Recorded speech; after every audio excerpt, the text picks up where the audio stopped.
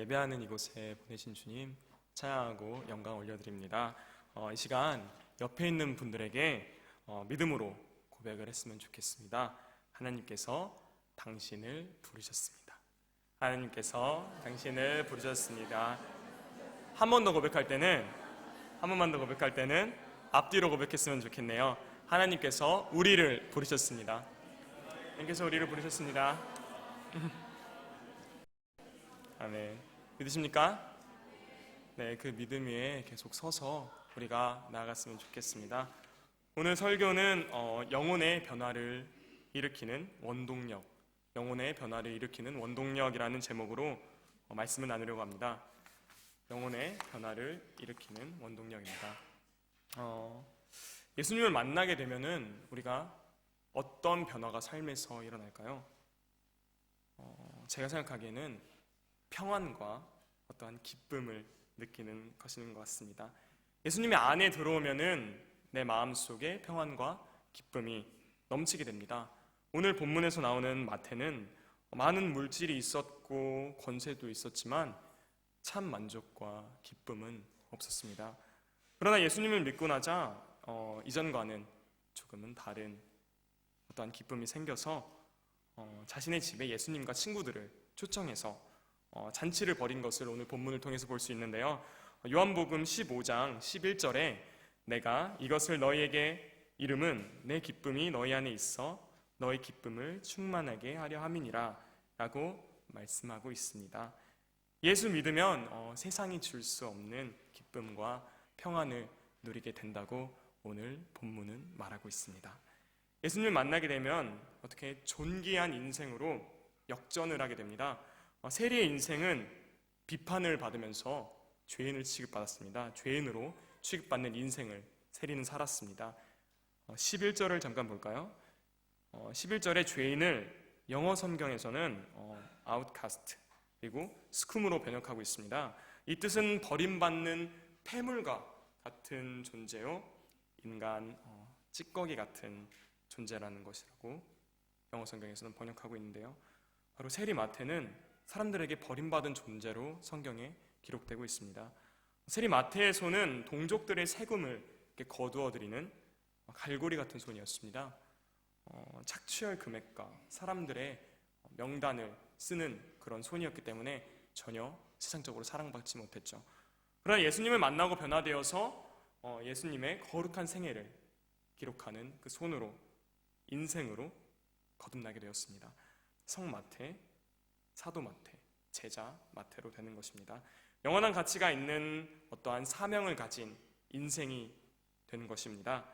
요한복음 12장 26절에 사람이 나를 섬기려면 나를 따르라. 나 있는 곳에 나를 섬기는 자도 거기 있으리니 나를 섬기면 내 아버지께서 저를 귀히 여기시리라 라고 말씀하고 있습니다. 그러므로 누구든지 예수님을 진실되게 믿고 섬기면 존귀한 인생, 고상한 인생이 될 줄을 믿습니다. 그렇다면 세리 마태가 어떻게 변화가 된 것일까요? 어떻게 한 영혼이 이렇게 삶에서도 신앙적에서도 변화를 받고 이런 놀라운 축복을 누릴 수 있는 것일까요?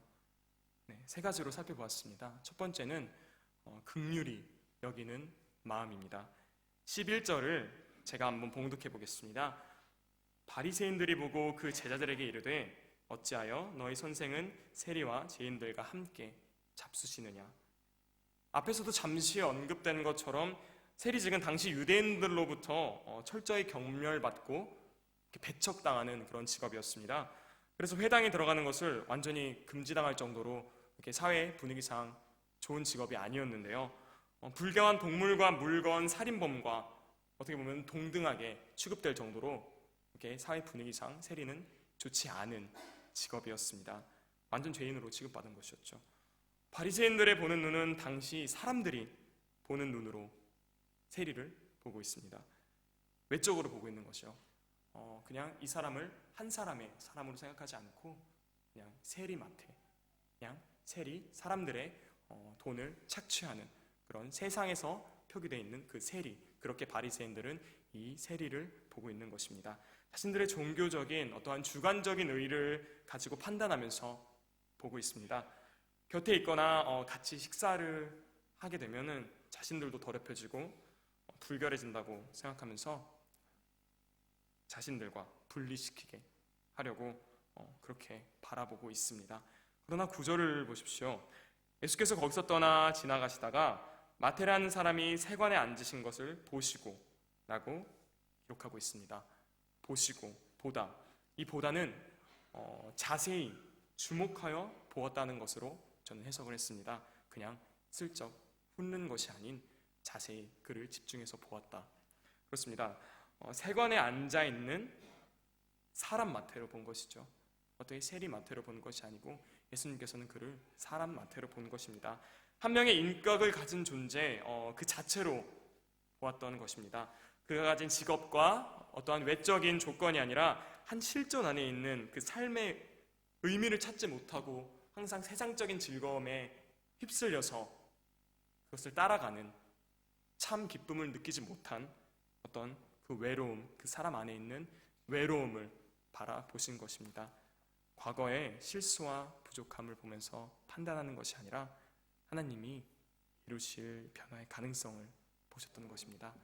마태복음 9장 36절에는 이렇게 표현됩니다. 제가 한번 봉독해 보겠습니다. 무리를 보시고 민망히 여기시니 이는 저희가 목자 없는 양과 같이 고생하며 유리함이라. 민망히 여기는 눈과 마음. 예수님은 그를 동정의 눈으로 바라보신 것입니다. 예시를 하나 드리겠습니다. 모리스 부인이라고 있는데요. 모리스 부인은 이렇게 노래했습니다. 그 동정의 눈빛과 음성을 나는 잊을 수 없겠네. 그 갈릴리 오신 그때에 이 죄인을 향하여 못자국 난 그 손과 옆구리 보이시면서 하신 말, 내 죄를 인함이라 하실 때 나의 죄짐이 풀렸네.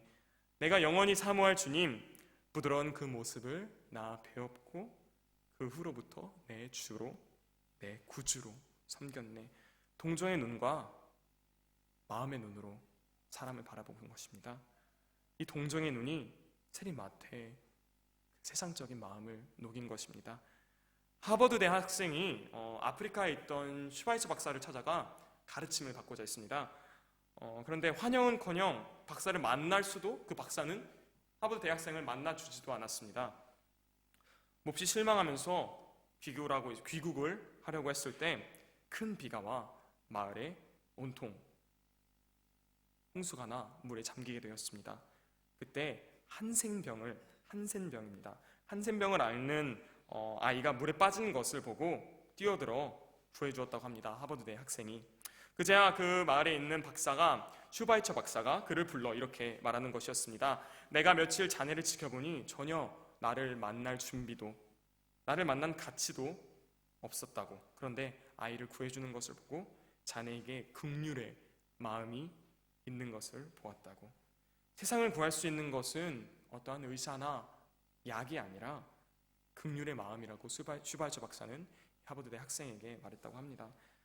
그렇습니다. 세상을 치유하고 변화시킬 수 있는 것은 긍휼의 마음, 동정으로 바라보는 마음, 그를 낮게 바라보는 마음인 것입니다. 이 마음이야말로 황폐하고 강팍한 이 땅에서 우리가 품어야 할 마음이 아닐까요? 지금 이 순간 죽어가는 영혼들에게 긍휼의 손을 내밀어줄 사람은 바로 예수님도 아니고 당신입니다. 여러분들입니다. 그 안에서 사랑하는 성도 여러분, 변화되기를 바라는 사람이 누구입니까? 아마 가까이 있는 사람일 수도 있겠습니다. 복음을 전하고 싶어하는 사람이요. 자기 자신이 될 수도 있겠죠. 혹은 가족이 될 수도 있고 내가 사랑하는 사람이 될 수 있겠습니다. 그러나 이 모든 것들을 내가 판단하지 않고 주님의 지혜로 동정의 눈으로 바라보길 원합니다. 기대의 눈으로 그들의 삶을 바라보고 내가 나아갑시다. 그러면 변화는 시작됩니다. 우리는 우리의 사랑의 마음을 통해 주님의 사랑의 마음이 전달될 것입니다. 동정의 눈과 마음이 있기를 바랍니다. 두 번째는 도전하는 마음입니다. 누가복음 5장 27절을 잠깐 참조해 보겠습니다. 이때 예수님께서는 가버나움에 나가셨는데요. 마가복음 2장 13절에 보면 많은 사람들이 그 예수님께로, 가버나움에 있는 예수님께로 나아갔습니다. 그러나 세리 마태는 홀로 세관에 앉아 있었습니다. 마태는 현실이 너무나도 크게 느껴졌기에 그 자리에 그냥 홀로 머물고 있었던 것이었습니다. 양심의 가책과 동료들의 어떠한 정죄와 조롱하는 시선을 애써 외면하면서 현실과 물질의 안정있는 안전보장, 직업의 안정성에 숨고 있었던 것이죠. 이 마태를 향하여 주님은 오늘 본문에서 말했듯이 나를 쫓으라, 나를 따르라, 나를 따라오라 라고 마태에게 도전을 주셨습니다. 그는 과거에서 새로운 비전으로 물질적 삶에서 영적인 삶으로, 현실의 고통에서 미래의 소망으로, 죄악의 안락에서 어떠한 진리의 모험으로, 이기적인 삶에서 공동체적 삶으로 도전을 하고 있는 것이었습니다. 그러자 주님께서 나를 따르라 말씀하시자 마태는 그 음성을 듣고 바로 일어나 따랐습니다. 즉시 일어나 쫓았습니다. 응답을 하였습니다. 여기에 마태의 삶을 통해서 놀라운 변화가 시작되는 것이었습니다. 하나님은 75세나 된 아브라함에게 너희 본토 친척 아비집을 떠나 내가 내게 지시한 광야로 가라 라는 도전을 받았습니다. 그 도전에 응답하여 떠나자 그는 어떻게 되었나요? 믿음의 조상이 되었습니다. 축복의 통로가 되었습니다. 갈릴리 호수에서 고기를 잡던 베드로를 향해서 주님께서 이젠 후로 네가 사람을 잡는 어부가 되리라 라고 말씀하시자 베드로는 모든 것을 버려두고 예수님을 쫓을 때 내 삶을 내려놓고 주님 앞에 온전히 나아갈 때 사도 베드로가 되었습니다. 주님의 사명으로의 부르심과 도전에 응답할 때 거기서부터 우리 삶에서의 놀라운 변화는 일어나기 시작하는 것입니다. 우리가 잘 아는 일화인데요. 루터는 종교개혁을 하기 전에 하늘과 땅의 모든 권세를 가진 교황청으로부터 굉장한 압력을 받게 됩니다. 그의 주장을 철회하지 않는 한은 종교재판에 루터를 회부해서 교수형에 처하겠다는 협박을 받게 됩니다. 걱정이 없을 수가 없겠죠. 그 시대상만 해도 교황청은 정말 신과 같은 존재였을 테니까요. 매일 밤을 뜬 눈으로 지새웁니다. 낭망하였습니다. 좌절합니다. 이런 모습을 바라보던 아내가 여간 안타까운 마음으로 본 것이 아니었습니다. 그래서 하루는 캄캄한 밤에 검은 상복을 입고 루터 앞을 왔다 갔다 하기 시작했다고 합니다. 갑자기 아내가 이렇게 밤중에 시커먼 상복을 입고 이상한 행동을 하니 루터가 순간 소름이 끼쳤던 거죠. 무슨 일이 일어나도 크게 일어났구나 하면서 혹시 너 무슨 일이 있니? 하면서 누가 죽었어? 라고 그 루터는 아내에게 물어보게 됩니다. 아내는 대답합니다. 네, 죽었습니다. 그러자 루터는 누가 죽었단 말이오? 라고 다시 질문을 하게 됩니다. 하나님이 돌아가셨다라는 답을 아내의 입술을 통해 루터는 듣게 됩니다. 만약 하나님이 돌아가지 않으셨으면 당신이 왜 그렇게 한숨 쉬면서 세상 일에 걱정하시겠어요? 하나님이 죽지 아니하고서야 당신이 그렇게 실망을 할 수 없다고 말했습니다. 이러한 아내의 믿음의 도전으로 루터는 도전을 받고 다시금 종교개혁의 일을 감당할 수 있었습니다. 일례를 하나만 더 소개해드리겠습니다. 남강 이승훈 장로님이라고 계시는데요. 이 장로님은 혹시 들어보셨을지도 모르겠는데 오산학교라는 한국의 학교를 세우셨습니다. 교가가 이렇습니다. 백두산서 자란 호랑이는 백두산 호랑이고 호랑이 중에 호랑이로 불리느니라. 너희들은 오산에서 자랐으니 어디를 가든지 오산이여라. 이게 무슨 의미일까요? 나라를 잃은 학생들에게 호랑이라고 다 같은 호랑이가 아니다. 백두산 호랑이가 진짜 호랑이듯 오산에서 이 학교에서 배운 너희들도 어디를 가든지 진짜 호랑이 같은 존재 오산인답게 살아가라라고 아이들에게 학생들에게 도전을 심어준 것이었습니다. 이 비전과 도전에 응답하셨기에 학생들은 응답했기에 조만식, 김소월, 함석현, 주기철, 한경직 등등 같은 민족의 수많은 리더들이 그 학교에서 나올 수 있게 되었습니다. 나를 따르라 라는 말씀은 현재까지 계속되는 기약이 없는 명령입니다. 즉 오늘도 이 명령은 계속적으로 우리 삶을 통해서 주어지고 있는 것이었습니다. 안정된 삶도 중요하지만 하나님의 사명으로, 그리고 풍부한 수입도 중요하지만 영적으로 부유한 삶으로도, 안전도 중요하지만 안정도 중요하지만 영적 모험을 향해서 한번 도전해보는 우리가 되길 바랍니다. 가족들에게, 그리고 친구들에게, 그리고 삶 속에서 그 각자의 자리가 있을 거잖아요. 그 각자의 자리에서 사람들에게 거룩한 삶으로 도전을 주는 여러분들이 되길 이 자리에서 소망합니다. 그리고 신앙생활은 이렇게 하는 것이 아니잖아요. 주님이 정말 기뻐하시겠어요? 이렇게 스스로에게 물음을 던지면서 도전을 계속 받는 여러분들이 되길 바랍니다. 낙담해 있는 남편을 향해서 루터의 아내는 아무것도 없을 때도 우리는 일어났다고, 하나님의 힘으로 정말 아무것도 없을 때도 우리는 일어났다고, 루터의 아내는 루터에게 도전을 주었습니다. 이렇게 항상 삶 속에서 도전을 하는 여러분들이 되길 진심으로 소망합니다.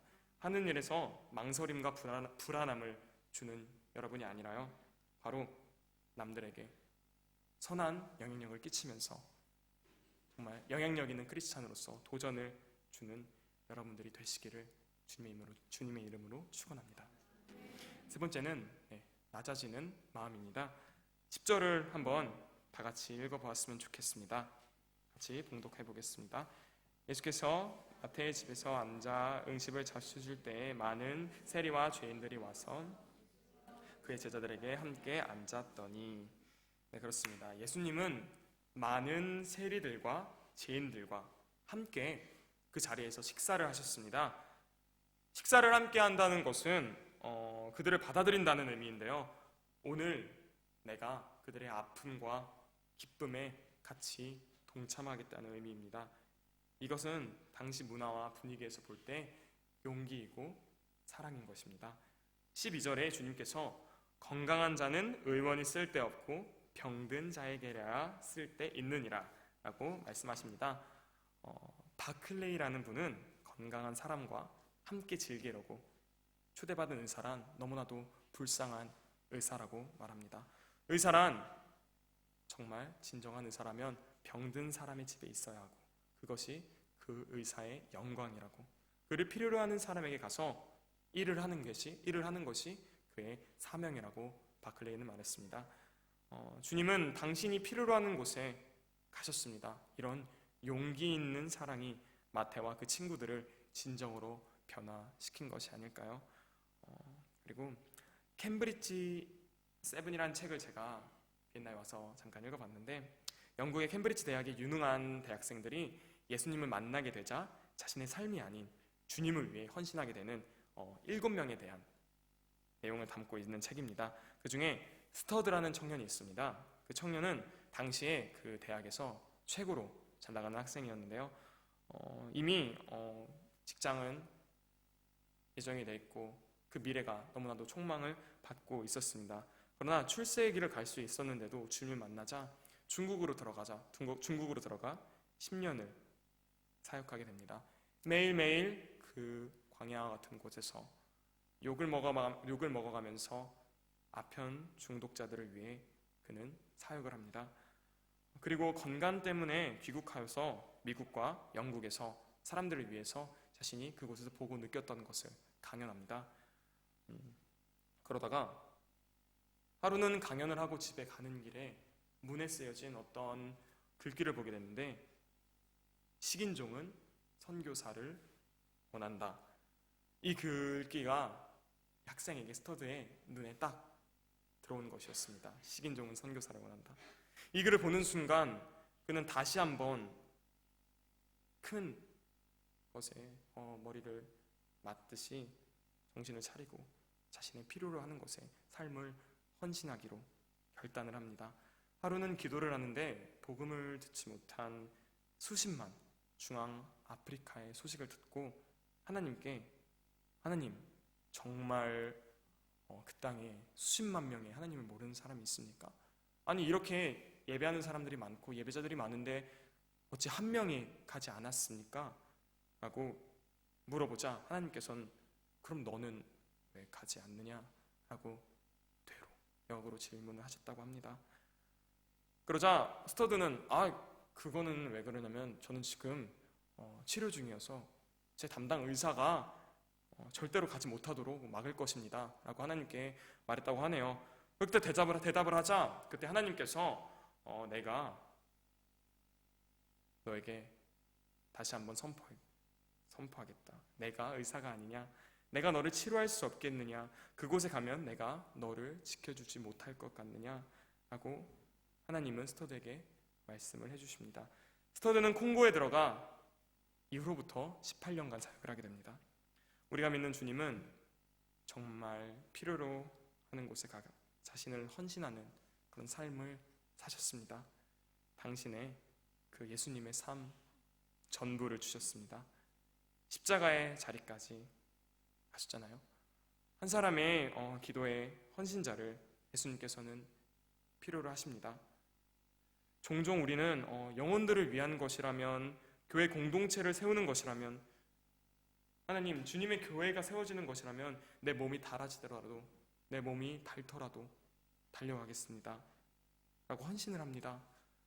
한참을 달려가서 봤는데 내가 그 선포를 하고 그 길을 따라서 쭉 달려갑니다. 근데 주위를 둘러보면은 아무도 없습니다. 그렇게 내가 그 길을 달려갔을 때 나 혼자 하는 외로운 싸움이라고 생각을 할 때가 있습니다. 그런데 정말 있어야 될 사람은 정작 없는 것을 보았을 때 마음 한구석에 외로움의 바람이 스쳐 지나갈 때가 있습니다. 누군가 한 사람이 헌신의 자리에 용기 있게 서면 공동체도 변화되고 이 지역도 변화될 수 있는데 그 단 한 사람이 없다는 것이 원통할 때가 있습니다. 그렇습니다. 로베로 장군이라는 영화 속에 이런 내용이 나옵니다. 나치에 저항하였던 레지스탕스들이 처형을 당하게 되었습니다. 그때 그 무리에 잘못 끼어서 어떤 사람이 같이 죽게 되어 있는 것이었습니다. 그러자 그 사람 말합니다. 나는 이 무리에 참여하지 않았다. 내가 왜 죽어야 하는가? 라고 큰 소리를 부르짖습니다. 그때 옆에 있던 레지스탕스는 한 사람이 이렇게 속삭입니다. 아무것도 하지 않는 것이 죄이고 잘못이다. 전쟁으로 많은 사람이 죽어가고 희생되는데 조국이 멸망하기 직전인데 아무것도 하지 않는 것, 그것으로도 죽어 마땅한 것이다. 그렇습니다. 사랑하는 성도 여러분, 정작 우리를 필요로 하는 것에 우리는 왜 서지 못했던 것이었을까요? 우리가 세상 사람 속으로 복음을 들고 삶 속에서 복음을 들고 들어가지 않았기 때문입니다. 그것은 용기도 사랑도 없었기 때문이었습니다. 교회 안에서는 용기가 있고 수련회 안에서는 용기가 있습니다. 정말 부흥회 안에서는 용기가 있습니다. 정말 주님을 원하고 복음을 필요로 하는 저 바깥에 있는 영혼들을 위해 죽어가는 영혼들이 필요로 하는 곳에 가고 싶어하고 주님을 위해서 달려나갑니다. 아무것도 하지 않는 것이 죄고 그것으로 죽어 마땅한 사실을, 그것을 들어도 행하지 않는 우리가 너무나도 제 자신도 이것을 고백하면서 반성이 됩니다. 이 안에서 우리 교회의 비전처럼 오늘은 비엔나, 내일은 오스트리아, 그 다음은 동서유럽, 그 비전을 따라서 우리가 먼저 현장에서 삶 속에서 예수님이 바탕이 되어서 하나님의 향기를 전하는 크리스찬이 되길 진심으로 기원합니다.